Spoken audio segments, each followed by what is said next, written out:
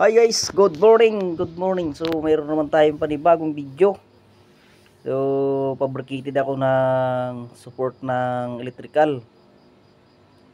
So yan guys ang ating video ngayon.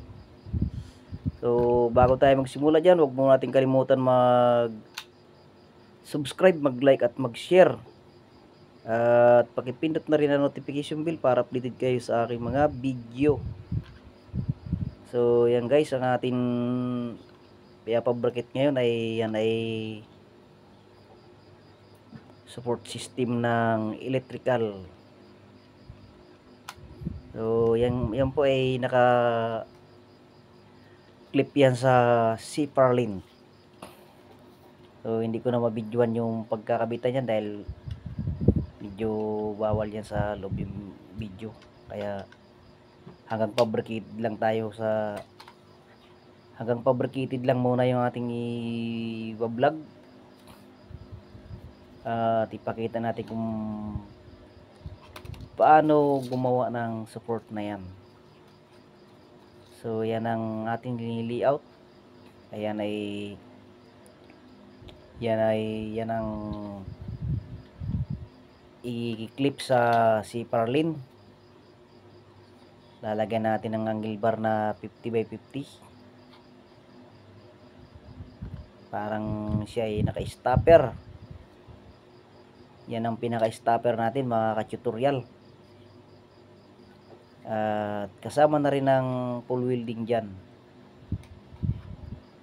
So yan, panoorin natin yung guys. At yan ang ating gagawin sa ngayong araw. At ayan, itataking na natin. Bali, iniskulahan ko muna. At ayan ang ating support. Yon, support ng ano yan ang pinaka-clip nya, stopper. Bali yan ang lalagyan natin ng lock. Yan ang nakaipit sa Sipar-Lin. Itaking na natin. So yan guys, yan, taking na natin. At pagkatapos ng taking ay diretso full weld na. Yan, good, iskwalado.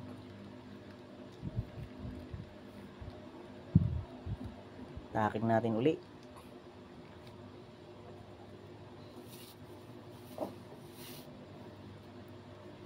Tapos iskwala naman uli.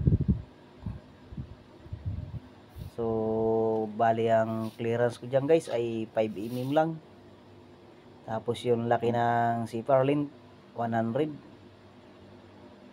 Bali 5 mm lang yung pinaka clearance nyan. Yan ang ano natin para di siya mahirapan ni salpak. So yan po ay nasa above ceiling yan.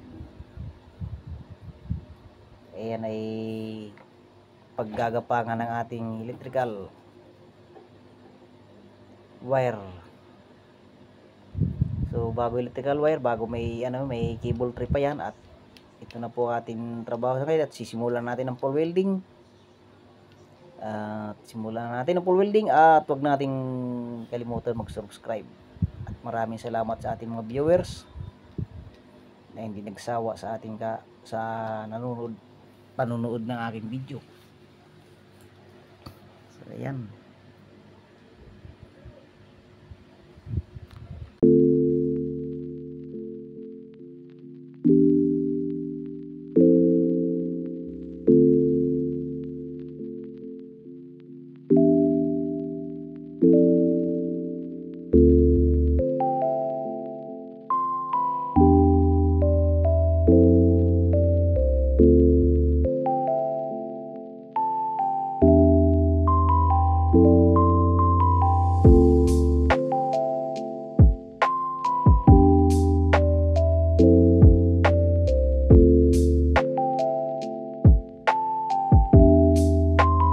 you.